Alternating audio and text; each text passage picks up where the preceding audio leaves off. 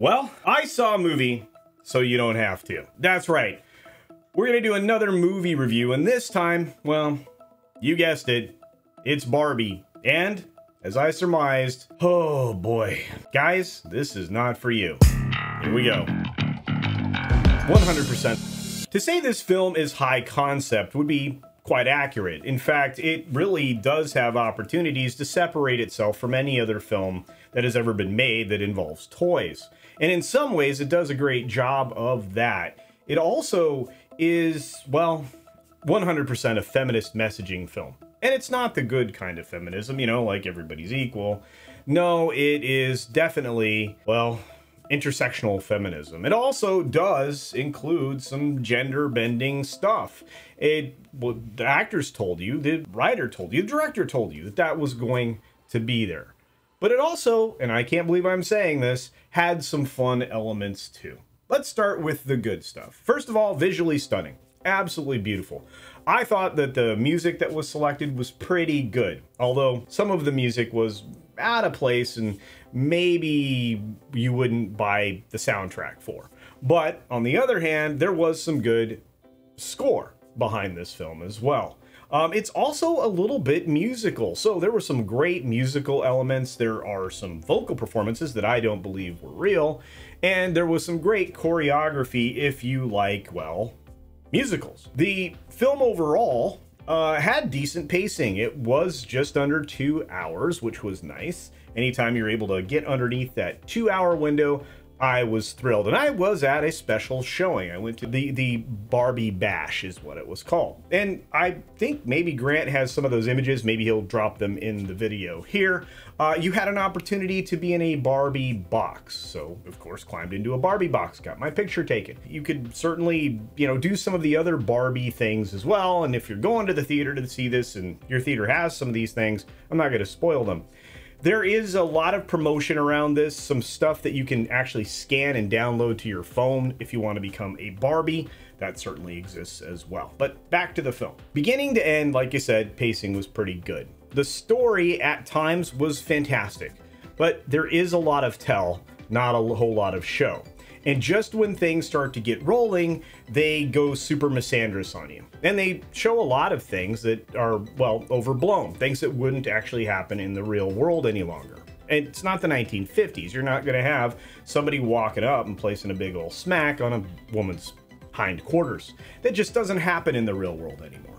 You also wouldn't have the, well, the overstated boardroom that you'll see in there with Will Ferrell, who they waste. I mean, I'm not the biggest Will Ferrell fan in the world, unless he's doing like some serious roles, and they completely waste him. They make him, one moment he's competent person, and the next he's a bumbling idiot. But that's kind of true for all the men in this film, and that's just one of the elements of misandry here. All of the men are bad, and most of the men in Barbie Land are Ken.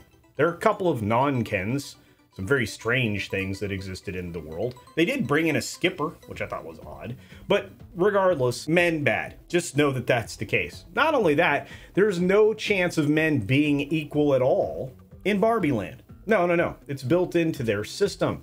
I guess that's the matriarchy? I don't know. And they don't consider Ken's feelings at all. In fact, even the corporate officers at the Mattel represented thing, whatever the corporate headquarters that supposedly Will Ferrell's in charge of, yeah, they actually go out and call him superfluous. Actually, Barbie even says it as well.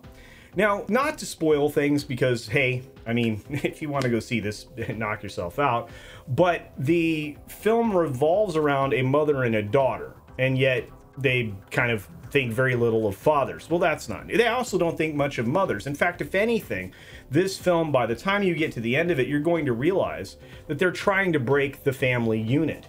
They're also trying to get far away from anything remotely traditional. And the very last joke in it just doesn't land for a lot of different reasons. I will say this, Helen Mirren as the narrator, what a great voice. She is a gem. Love Midnight's Edge's own Helen Mirren. Also, I think that the performance by Rhea Perlman was fantastic. She did a really great job as the ghost of the creator of Barbie. I guess her name was Ruth.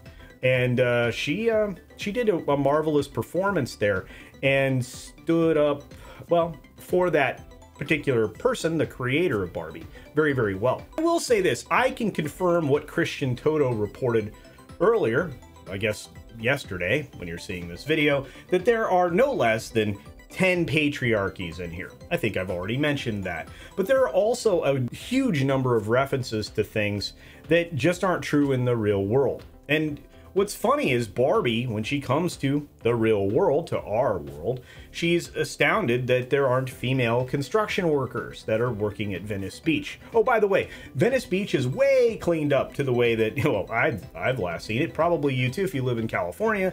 There were no homeless people to be found. Also, apparently that's where the gateway to Barbie Land is off of Venice Beach. But you have to rollerblade first. Very strange. And I will say this, I was a bit confused by some of the choices that were made along the way. But as I said, visually it's stunning. Dialogue's terrible. Kate McKinnon is odd, so she plays herself very well. The performances by many of the other actors are okay. I mean, I will say Ryan Gosling does make you think about Ken, probably in a way you never had before. Margot Robbie, she really did a great job as Barbie, to be fair, especially since she was playing, you know, prototypical Barbie. Prototypical? Yeah, whatever. Traditional Barbie. And she did a great job as that character, but of course they had to show her growing beyond that. They also had to give you a 4-minute lecture near the end of the film when they had to take Barbie Land back from, you know, Ken. Ken's not really a bad guy here. In fact, there was a lot of opportunity to tell a story where Barbie was essentially so mistreating Ken and taking him for granted that when the roles were reversed, she kind of got a taste of her own medicine. But in the end, she didn't learn anything. And of course, you can't have a happy ending in films anymore. So, well, spoiler. Ready? You can turn it off if you want to. I don't think any of you are going to care. You probably already know it, to be fair. Barbie and Ken aren't a thing. Everything you've heard about Barbie and Ken, not a thing. Might as well be brother and sister. Although, maybe that would be a real problem for this film if they decide to change things in the future. I don't know how Mattel thinks this is a win, because I certainly don't think so. I think it'll do rather well the first weekend, but I have a feeling word of mouth, especially from men, is going to be negative. I already know some people in my sphere, and you know a lot of them, are already pretty furious about how this turned out, and many of them, women, are, well, their hair's on fire. They're really unhappy, and they deserve to be unhappy. Lots of different characterizations for the world around us, a lot of frustration, and a lot of basically boiling men down to incredibly simple creatures. Not that I can argue with that, we're pretty simple, but at least, you know, we're more complex than presented in the film. Oh, I don't know what else to do with this other than say, save your money.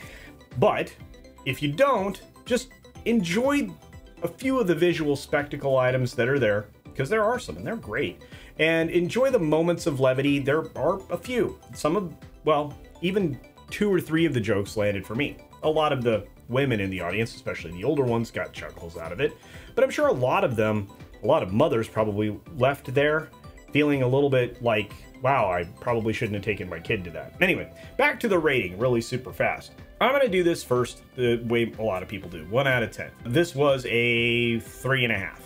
For no other reason than it was very driven by telling you what you needed to believe for this film to go anywhere. Also because of the 4-minute lecture at the end of the film. But like I said, every time, and again, this Christian Toto said it as well, every time the film seems to get going, it gets interrupted to break down just how terrible men are and why, and everything bad in the world is because of men.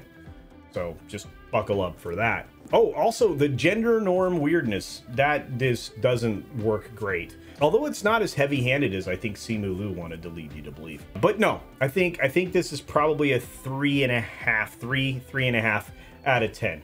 So what's that gonna make it on my normal 5-star scale? Well, not good. I'm gonna give it 1.5. In fact, I think that's being rather generous.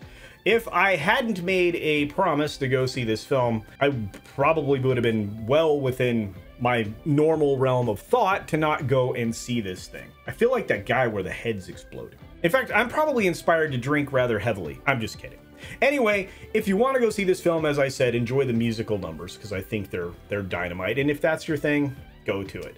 Oh, also, if you're an old guy wearing a pink shirt amongst a bunch of people that are probably a lot younger than you, you probably are making them uncomfortable. And I would know. Anyway, thanks for watching the review. I hope you got something out of it. I still think it will be okay this weekend, but ultimately it may end up being a flop. Maybe not. Maybe it'll make a little bit of money. But it's certainly going to set Mattel back a long, long way.